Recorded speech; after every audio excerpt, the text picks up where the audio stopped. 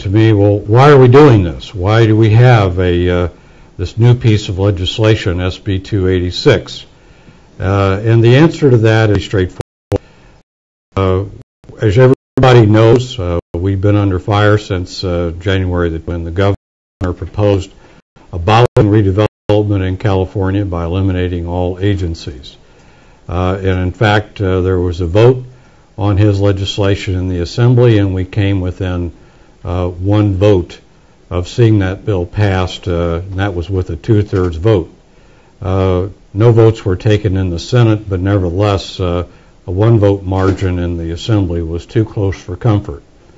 Well, since that time, we've talked to many legislators, and many legislators have said to us they support redevelopment. They really don't want to see it ended. They'd like not to have to vote on the governor's proposal. But by the same token, they have told us that they feel something's wrong with redevelopment. They don't feel that it's working well everywhere. They feel there are too many complaints, and they hear abuses of redevelopment usage in California. And so not too many weeks ago, we started hearing requests from legislators, can you provide amendments? Can you provide reforms? Can you provide changes to redevelopment law such that they would be seen as meaningful, as important, and really as a substitute for what it is the governor is trying to do by abolishing redevelopment. We set to work trying to put together various kinds of reforms. We work closely with CRA's board of directors. With several meetings, we had a technical committee that helped us at one point in terms of trying to provide input and ideas, and we have solicited ideas from people who are associate members of CRA, perhaps consultants that work for you. Some people have said to us, well, why didn't you do some sort of organization-wide vetting of these amendments? And certainly I would have liked to have done that. Our board would have liked to have done that, but we didn't have the time. We have been under the gun. We have been trying to move as quickly as we can to address various issues and various concerns that have been voiced by legislators, but also just to address the political issues at the moment. Now, we've gotten some feedback from people since this legislation was amended last week, and let me try to provide some clarifications to people who have asked us about how does this fit into the big picture. First of all, SB 286, which is now CRA's reforms bill, is new legislation. It's not new in that the bill was introduced several weeks ago, but this is an amended version of SB 286. These are CRA's amendments. In addition to SB 286, there's SB 450. That's a piece of legislation that's authored by Senator Alan Lowenthal from Long Beach. That contains housing reforms. We're not the sponsor of that legislation, but we've been working with the author and with the sponsors of that legislation to fold into that housing reforms that CRA began working on last year. That legislation was heard yesterday in the Senate Appropriations Committee. It was put on what's called the suspense calendar, which is fairly routine and fairly normal. So it wasn't passed out of that committee. It was put on suspense because it has a state cost associated with it. And any legislation that means a new cost for the state gets put on the suspense calendar so that it can be acted on later. Probably we won't see any more action on SB 450 until late in May.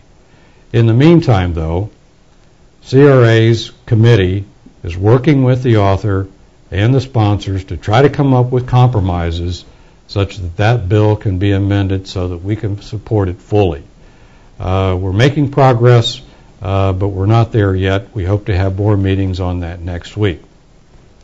Now, in addition to that, everyone knows that we have proposed what we sometimes refer to as a money bill. but that's legislation allowing agencies to make voluntary contributions to local schools. And it had two parts to it. One part would apply to just 1 year, the budget year, and that was an amount of money that could be contributed to schools that was equivalent to what it is that you set aside for your housing programs. In addition, there was a second part to that legislation that allows contributions over a 10-year period. And that contribution could be anywhere from 1 to 10%. That legislation hasn't gone away, but it hasn't been introduced in formal bill form either. That piece of legislation we see as a budget trailer bill, and we don't want it considered as anything other than a budget trailer bill. So that is on hold for the time being. SB 286 doesn't replace that. That bill still could be brought up if it's needed, probably in sometime in mid-May after the governor does his May revise. We go through a process every year in mid-May where the governor comes out with new projections for the state's deficit and makes any revisions to his January budget proposal that he sees fit. So on May the 14th, we'll see the May revise, and probably shortly thereafter, the legislature will get back to addressing the budget issues, in which case CRA and the League of California Cities bill might be considered again. We're just not really sure. Now, back to SB 286 by Senator Rod Wright from Englewood. Senator Wright's bill will be heard tomorrow in the Senate Finance and Governance Committee. Consideration of that bill is done by a 9-member committee, and I can tell you that its passage, its approval is by no means a foregone conclusion. We know, for example, that the chair of that committee, Lois Wolk, is not in favor of our legislation, and her reason is that she still supports eliminating redevelopment. So everybody needs to keep in mind that this reform legislation is still up against a movement by the governor and by some members of the legislature to eliminate redevelopment altogether. So while you look at this legislation and you may say, gee, I'm not really happy with this or not really happy with that, or why is CRA proposing this, remember what the alternative is. The entire alternative is eliminating redevelopment. So that's why we are pushing hard for reforms, because we think if enough legislators can be convinced that redevelopment will operate differently in the future, they won't want to support something as drastic as elimination. Let me also make it clear that SB 286, as you have seen it and as we have described it, is a work in progress. That legislation will doubtless be amended many more times. As a matter of fact, just in the last couple of days, we have written several amendments of our own for that legislation. Some of the provisions were inartfully crafted. Some of the provisions have actually mistakes in them. And so we have come up with our own set of amendments, and I'm sure there will be more. One of the things I want to encourage people to do is that as you examine this legislation and think about it in terms of your own situation, send us suggestions.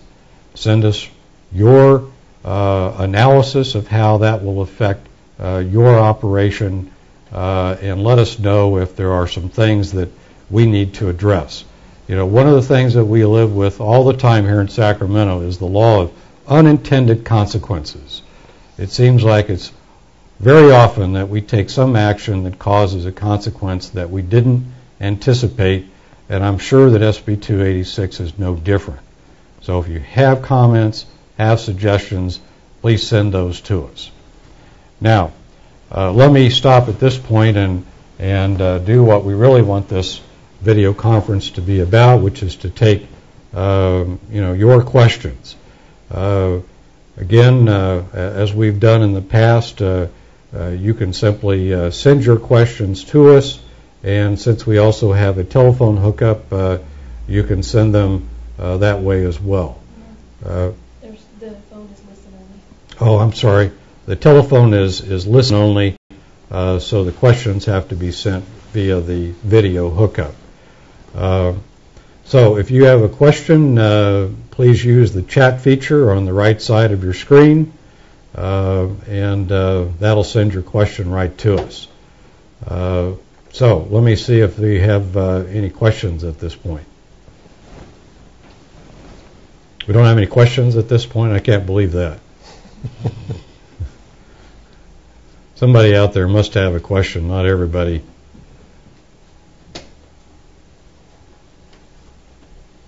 Okay, well, we're still waiting. We don't have any questions yet. Let me talk about one feature of the legislation, which might be the most controversial feature, and that is that what the legislation proposes is that in the future, for new project areas or expansion of territory for existing project areas, the school share will not be received as tax increment by agencies. Obviously, that's a huge change from the way redevelopment has operated in California since 1952 when the voters first approved tax increment financing. That feature, that provision, goes to the heart of the controversy of redevelopment in the legislature. Everybody understands that we have in California Proposition 98. Proposition 98 guarantees certain levels of funding for schools. Over 40% of California's budget goes to funding for schools. When redevelopment agencies use tax increment, including what we think of as the school's share of the property tax dollar, the state, by law, under Proposition 98, must backfill those dollars to schools. So in that way, state legislators and state legislative staff see redevelopment as a cost to the state of California. Now, we know there's no money in the state budget for redevelopment. Some people think we actually get funds from the state for redevelopment. No, that's not the case. But the indirect way in which the state funds redevelopment is through this backfill provision for schools. And when the state is running a big deficit, that sticks out like a sore thumb. And the argument is that, if redevelopment is going to cost the state money, well, then we can't afford redevelopment in California. Thus, the governor's proposal. Well, another way to address that is to try to somehow offset the costs to the state. Thus, our proposal for providing voluntary contributions to schools. But another way to do it is for new projects going forward, there won't be the use of the school share. Now, we know that has a big difference in terms of the financing for new project areas. On a statewide average, it means about half of those dollars are lost. But that's something that our author, Senator Wright, feels strongly about. He feels that we need to do this in order to win this battle, in order to convince those that redevelopment will not be as big a burden on the state in the future. And so that provision is in there. It's not one that we really wanted to do, but one in which we think is absolutely necessary for us to be able to win approval. John, I might point out that the sections that are currently in the bill that deal with this issue were not drafted by us, and there are some problems with them. Several people have commented on those drafting problems, and we've submitted amendments to the bill that would fix those problems, and I think those will be introduced at the hearing tomorrow. Yeah, and so for you lawyers that are listening in or watching in on this broadcast, you probably have seen how brief those provisions are in the legislation, and we've had to write quite extensive changes to the code in order to accommodate that change in law. So what you see the next time will be a much different version of that school sheriff provision than what you can see in SB 286 right now. Let me take the first question here. Does the prohibition regarding assistance on land in excess of 20 acres apply to land already owned by the agency? Brent? Yeah, as it's currently written, it would. But remember that it's not just it's not a prohibition on assistance to land in excess of 20 acres. It's land in excess of 20 acres that has not previously been developed. So if you've got old factories or brownfield sites that have been previously developed for urban uses, this prohibition is not going to be a problem for you. Yeah, we're getting questions about that, and obviously we want to keep examining that feature to make sure that there isn't an unintended consequence that I talked about earlier. But we've gotten some questions along the lines of well, what if it's a brownfield and we have to clean it up? Well, if it's a brownfield, then it probably had a previous use, and it would be excluded from this requirement. Some have asked, well, why is that in there? Well, one of the complaints about redevelopment is that there are large tracts of land that are being, quote, redeveloped that were never developed before. They're probably holdovers from older project areas when we didn't have the requirement that 80% of a project area be urbanized, that is, previously developed. And the argument goes that some of these large tracts of land, perhaps along interstates or major thoroughfares, they don't need redevelopment. They can develop on their own. And so there have been criticisms of large tracts of land being developed, which is why that prohibition is in there. But we want to hear from agencies about any particular circumstances and situations where maybe some sort of exception might be warranted. So please do share with us any concerns you have about that one. Next question is, what is the timing for SB 286? Well, we're operating against the clock. Really, this week is more or less a deadline for getting bills out of their House of Origin. That is, if it's introduced in the Senate, the Senate. If it's introduced in the Assembly. Getting that bill out of the first policy committee in their House of Origin. So this hearing tomorrow was delayed once for this legislation. So we really need to move that legislation this week in order to keep it alive. Otherwise, it becomes a 2-year bill, which means that it really won't get any more consideration this year. It will have to be taken up again next year. So we are up against a deadline for getting this bill out of its first committee. We are late in the process, admittedly. Next question. Although redevelopment funds may be used for infrastructure improvements, currently deteriorated infrastructure is not eligible as a blighting factor. Can the blight definitions be amended to consider missing or badly broken sidewalks, especially when these are in close proximity to public schools? I can tell you that in answer to this, while we haven't posed that specific question, I can tell you that the attitude is in the legislature, we don't want to see any expansions of redevelopment. We don't want redevelopment to be able to do any additional things. We don't want to see the definition of blight expanded in such a way that it includes more things. So I think that while the person who asked that question has a good point, is unlikely that we could see that kind of a change to be made. The changes that people want to see are tightening of the definition of blight.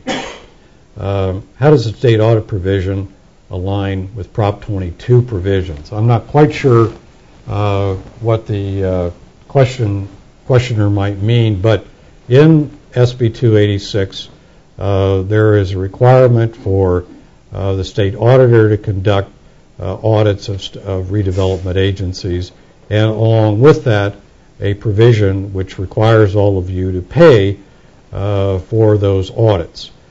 So you might be asking, well, how can the state require payment of those audits and not violate Proposition 22? And I'll let Brent answer that. Yeah, I mean, the short answer is that these audits benefit the redevelopment project. They are for the benefit of the redevelopment project, and so they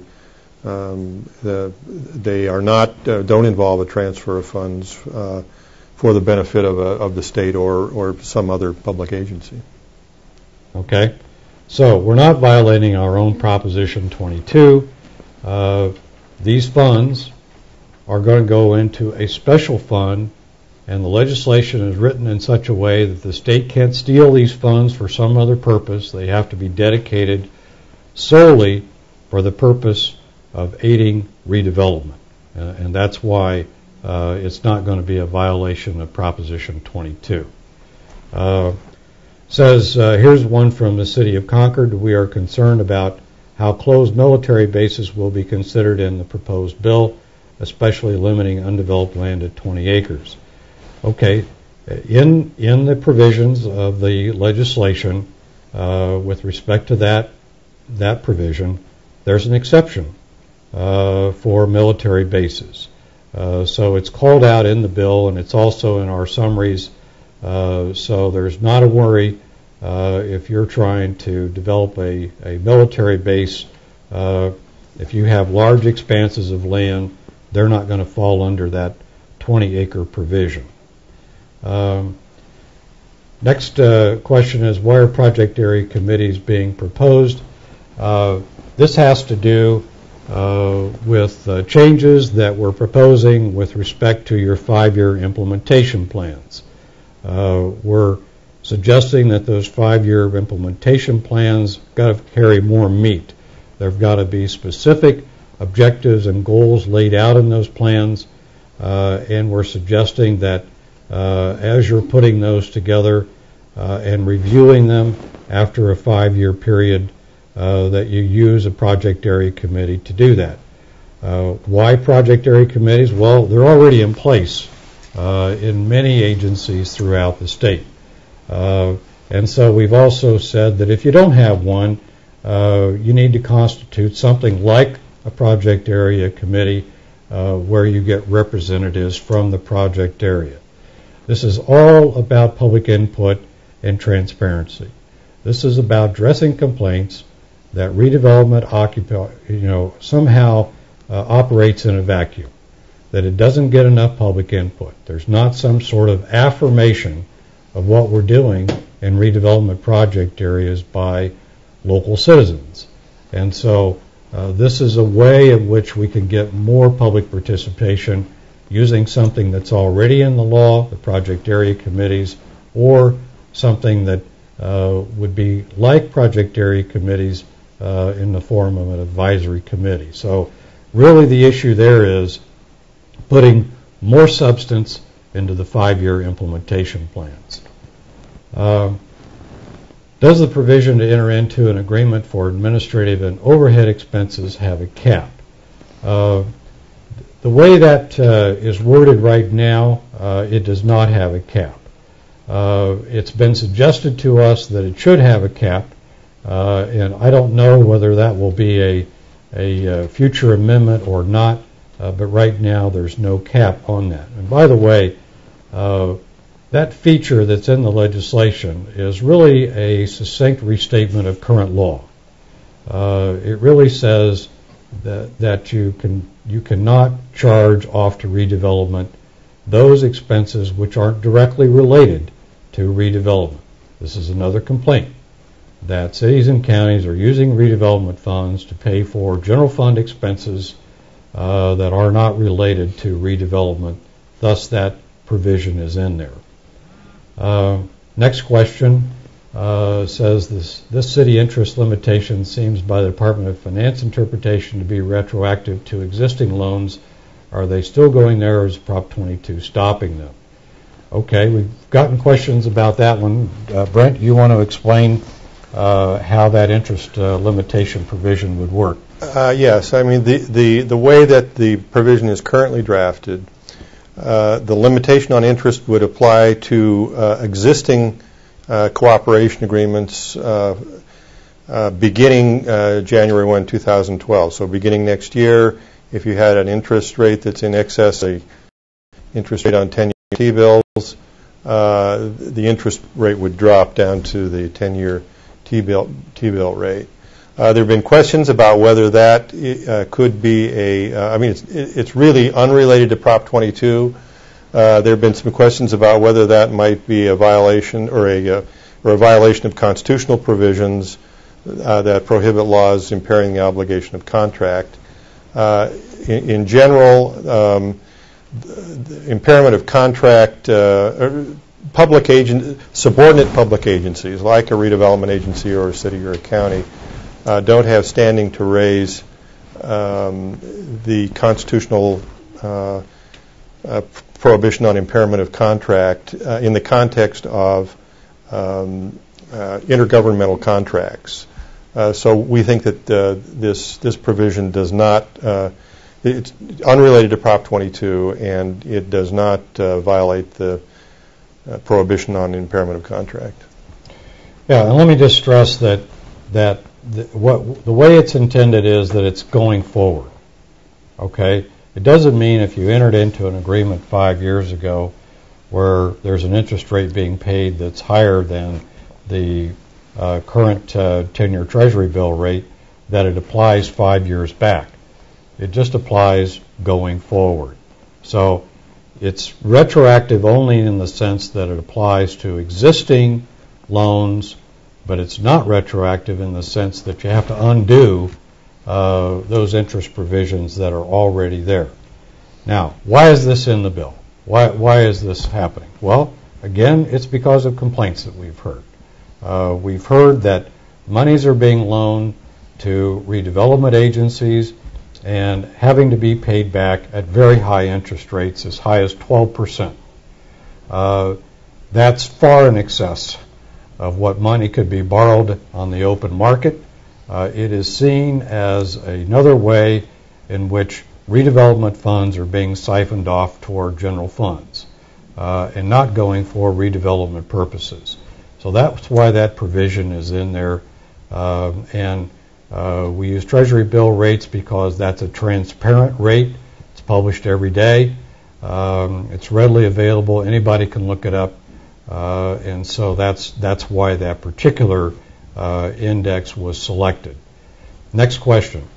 Does it make sense to negotiate with the county to lift the cap in a project area after 2012 since the school will get all excess tax increment?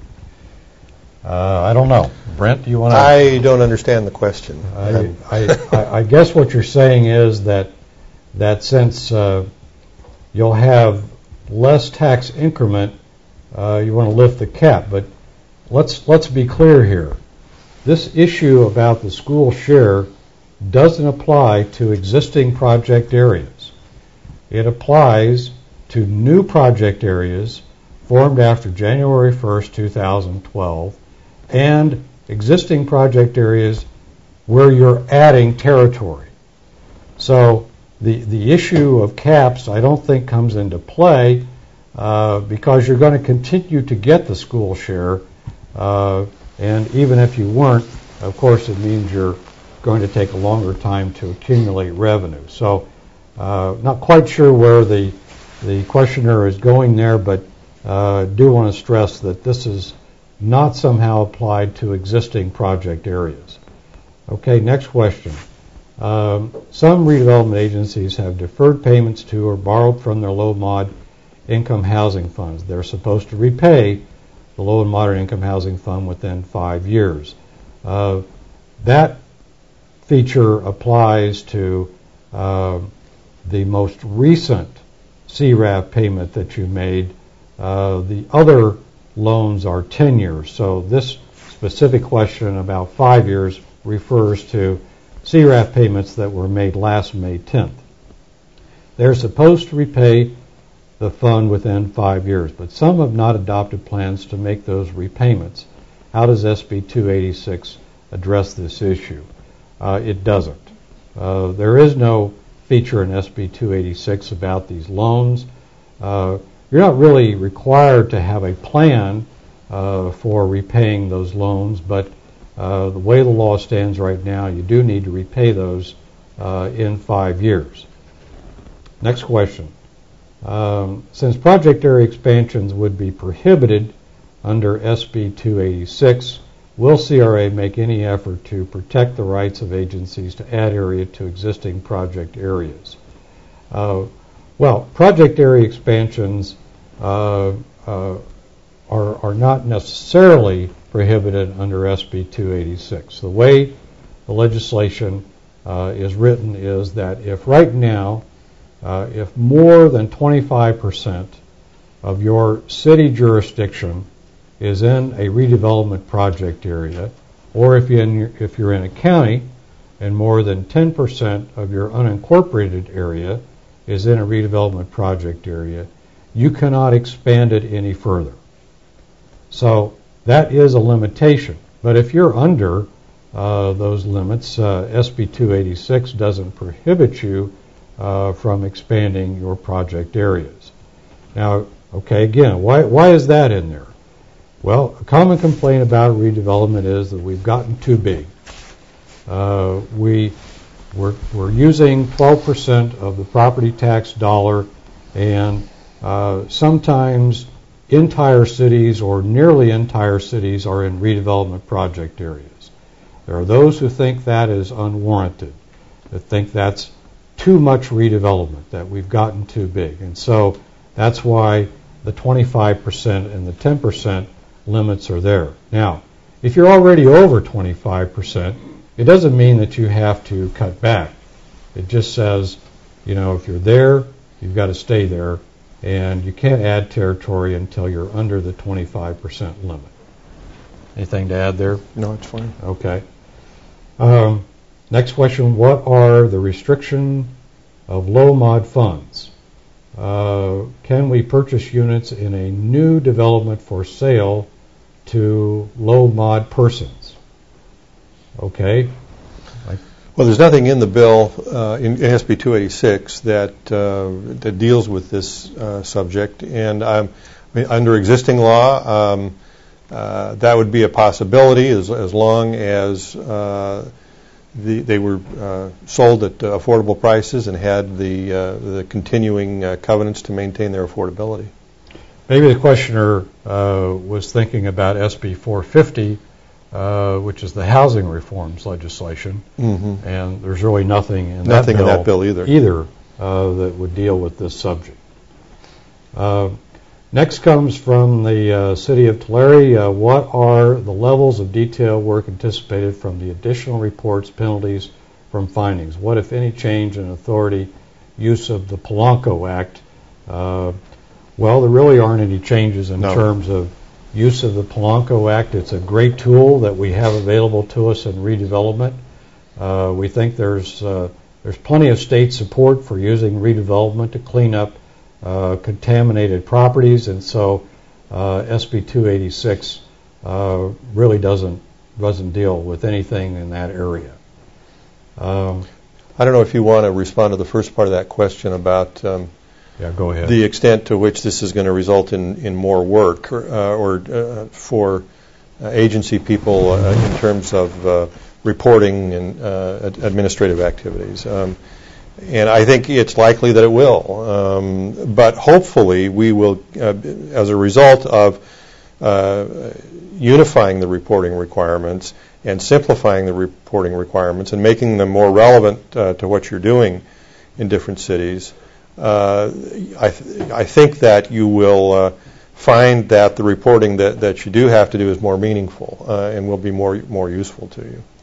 Yeah, let me just add a couple of points there. First of all, everybody knows you have to do 2 reports every year. You send one to Housing and Community Development, you send one to the controller. This legislation eliminates that 2-step task and puts it all in one report. So hopefully that will be a time savings, and also hopefully it will clear up some confusion because every year there are discrepancies between those two reports which no one can ever explain.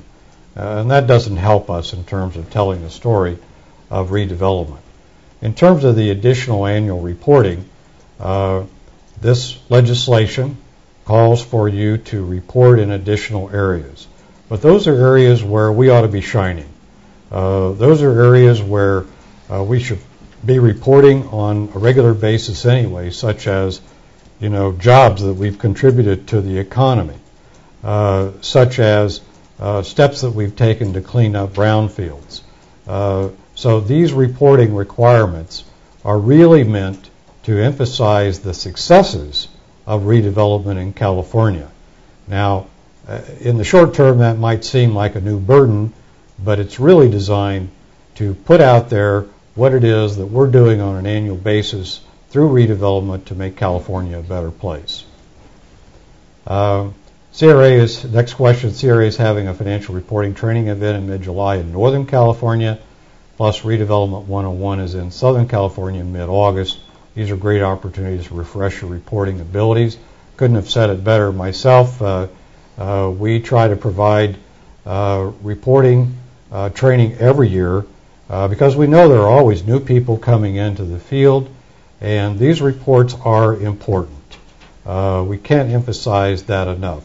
And sometimes they're not done very well, and they get us in trouble. There may be an assumption that no one looks at those reports, but I hope you've learned in the last several months they are examined, and we will put out continual reminders about the availability of our workshops in terms of basic redevelopment accounting and the reporting requirements. And of course, we'll make changes to that training if legislation changes what it is we need to do. Next is provision related to assisting businesses with the 25 job retention or creation requirement is a high threshold for smaller communities. Is there some consideration for lowering that job creation requirement for smaller communities?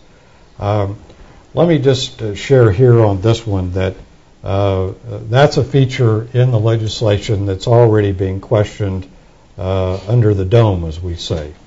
And the reason it's being questioned is because that's seen as an expansion of redevelopment. Well, I don't think we see it that way.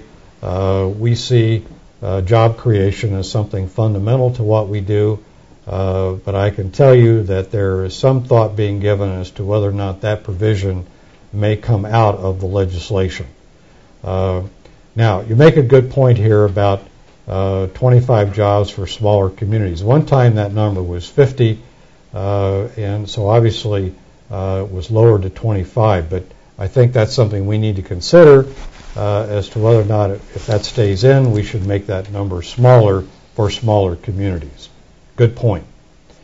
Here's one from my old employer, the Los Angeles Community Development Commission, in SB 286. The provision about educational share of tax increment appears to only apply to new projects and not for territory added to an existing project. Brent, why don't you clarify that one again? Well, yeah, I mean, that's one of the drafting errors that was made, and we have proposed legislation that would fix that. Yeah, so just again to emphasize, it would apply to added territory to existing project areas. Next, it is anticipated that passage of SB 286 would result in constitutional protections and redevelopment in the future. I think that's a question. Is it anticipated? The answer to that is no. Obviously, statutes cannot amend the Constitution, so these are statutory provisions and they wouldn't afford any additional constitutional protections. In other words, is redevelopment going to be permanently protected, or will we be subject to continued efforts by the state to restrict or abolish redevelopment? And I think the answer to the latter is that is why we're doing these reforms. What we need to do is make sure that our objectives and state objectives are more closely aligned. You're still going to be able to make local decisions and set local priorities. But we need to make sure that the things that we do in redevelopment are also supported by our state legislators. Another reason for you to stay close to your legislators, make sure they know what you're doing in your own communities through the tools of redevelopment.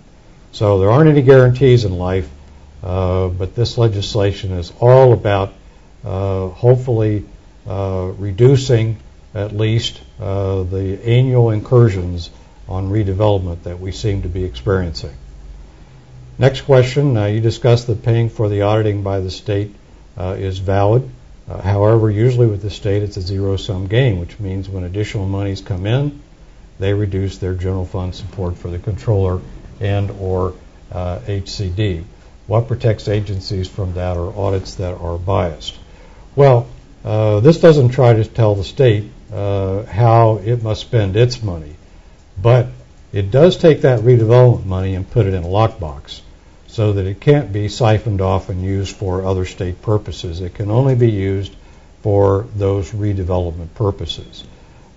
We have also written that in a way such that the state could use its own personnel, or it could contract out for those audits.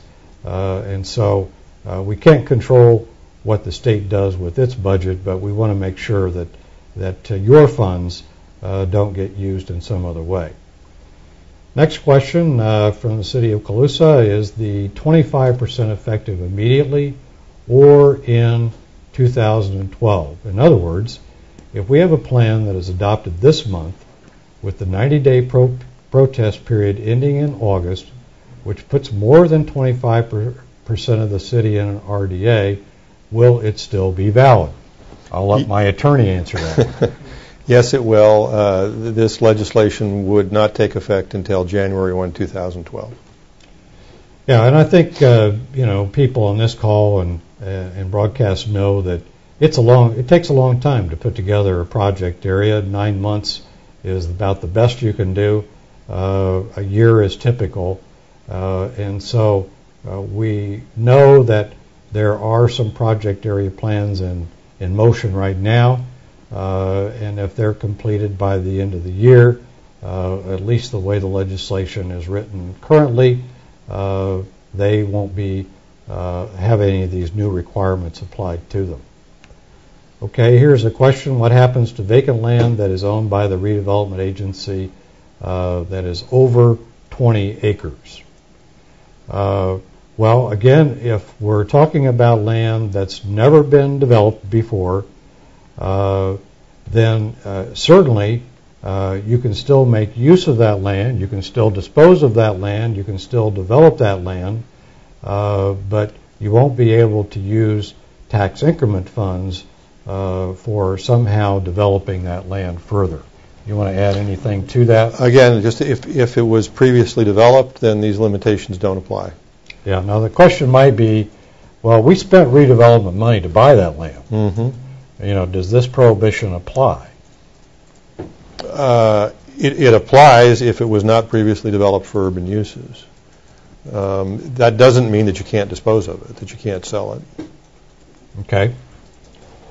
Does that mean, though, that they somehow have to pay back those tax increment funds they've already expended? I don't think so. No. Okay, I think that might be what the questioner is getting at. What about those monies we've already expended? There's nothing in the bill that there's requires nothing that says you got to roll that back or somehow pay back funds if that were the case. But we're seeing more and more questions about that, and I just have a feeling we're going to have to make some clarifications on that issue. What's the next question? Okay, we're caught up. Let's see if there are any other questions. I can see that we've had some questions here wanting more explanations about the legislation. We're happy to do that. Let me just make sure, though, that everybody knows that the summaries of the legislation are on our website. You can go to CRA's website and find summaries of the legislation. You can also find our updates that we send out, where we have made generic explanations of the legislation as well. So But just thinking a little bit about the legislation, and let me touch on some things that we haven't touched on. One of the things that this legislation calls for is the development of performance measures, metrics. Everybody who's doing something in government these days knows that for the last several years we've been doing more in the way of performance measures. I headed up a project on performance measures for ICMA starting in about 1994. So this is not a new subject, but we've never had these metrics, so to speak, for redevelopment. And this is something, again, where we need to show that the great things we're doing are quantifiable, they're measurable, they're something that people can touch. And so those measures are in the areas of job creation, which, by the way, we have another webinar coming up on Thursday of this week on how to use our jobs calculator. One of the things that we've learned is that it's hard for agencies to measure jobs from your investments.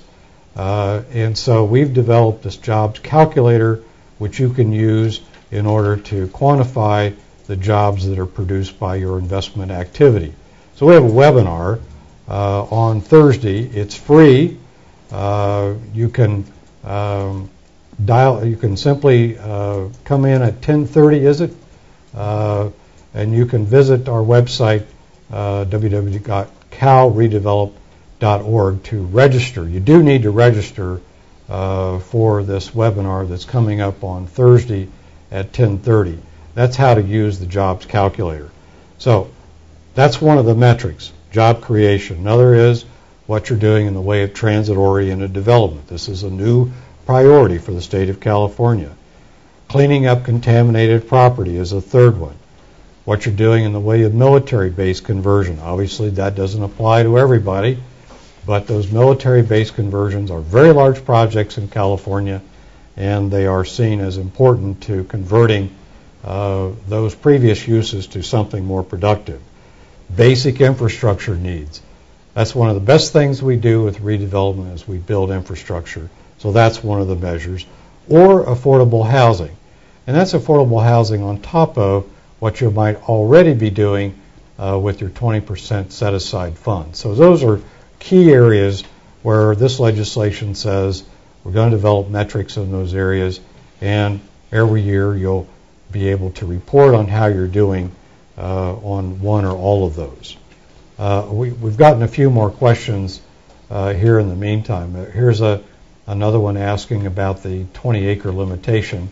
Can it be developed using low and moderate income housing funds for affordable housing? I guess the question is there some sort of exception for affordable housing? No. So again, if it applies, that is, if this is a site larger than 20 acres and it has never been developed for urban uses, then the statute would prohibit providing any kind of assistance, and there's no specific exception from the housing fund. Okay, but maybe that's one we should consider. So appreciate that question. Next question looks like it's from Glendora. Can you describe how the PAC, that is the Project Area Committee, to be formed to review the 5-year implementation plans, their purpose and how it resolves whatever the issue that required this to happen? Well, the creation of the PAC is what's already in law. You're required to have PACs in certain situations, certainly those situations where you have residential property in the project area. So SB 286 doesn't prescribe a new way. It's what's already in law in terms of how you use PACs.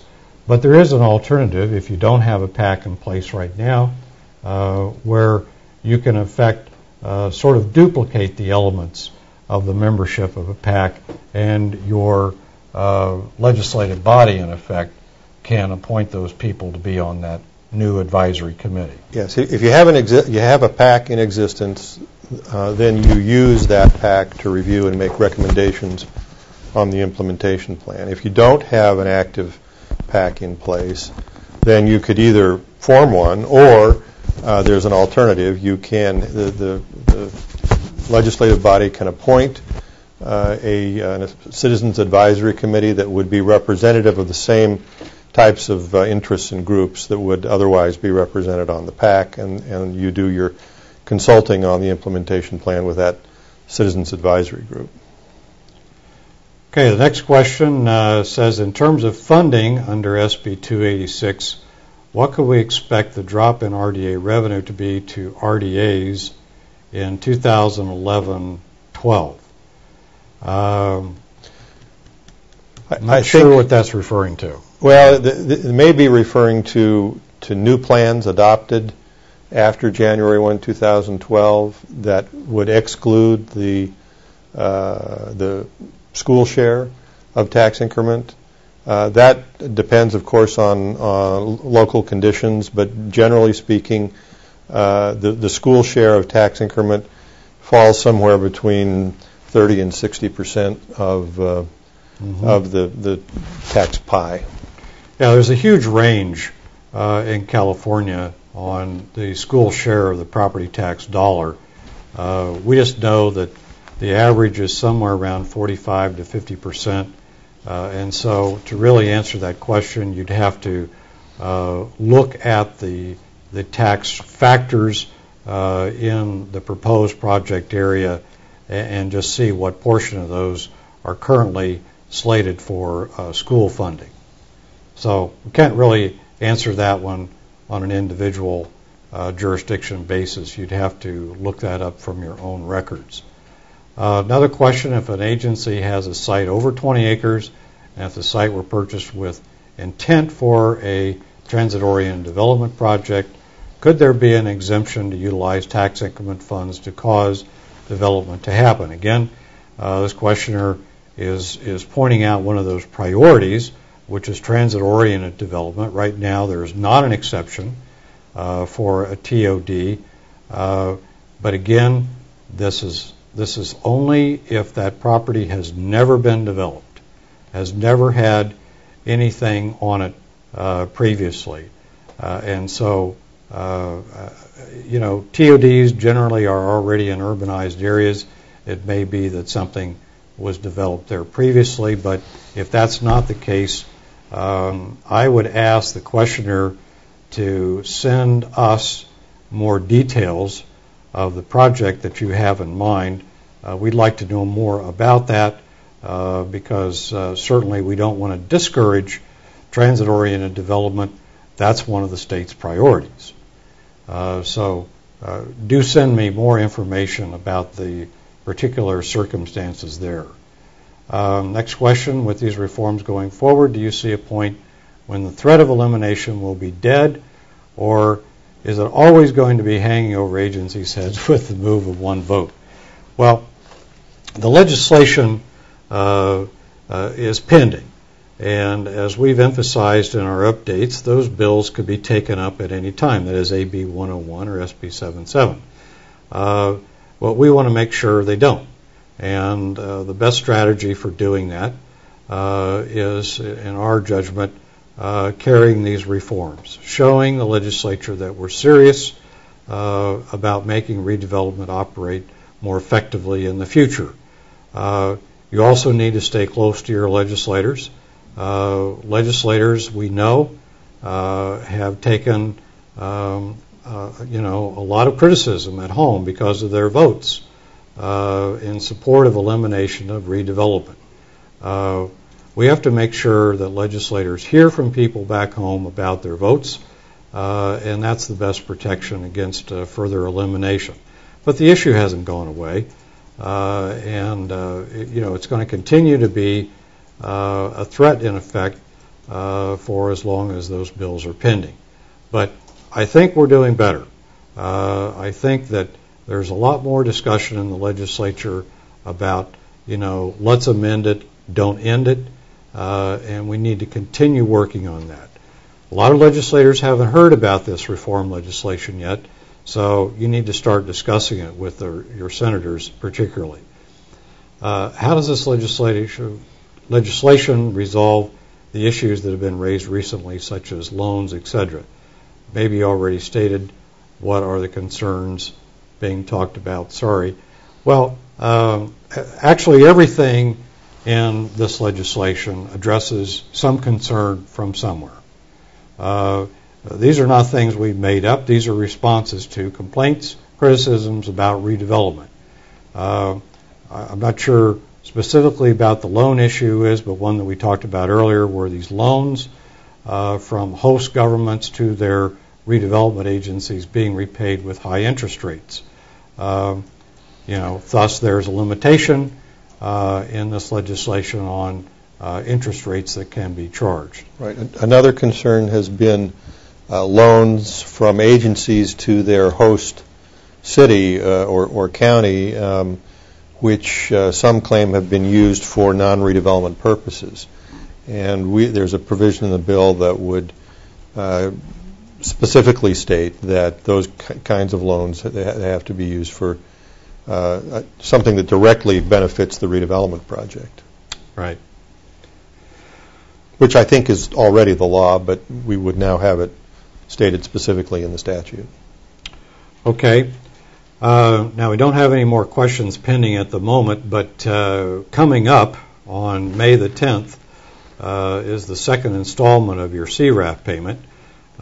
This is your part of the $350 million payment that's due on that date. Right now, we don't have any decision from the Court of Appeal on our lawsuit. I think it's highly unlikely that we're going to have any decision by next week. And so we have no choice in the matter but to recommend to all of you that you go ahead and make those payments, but not until May the 10th.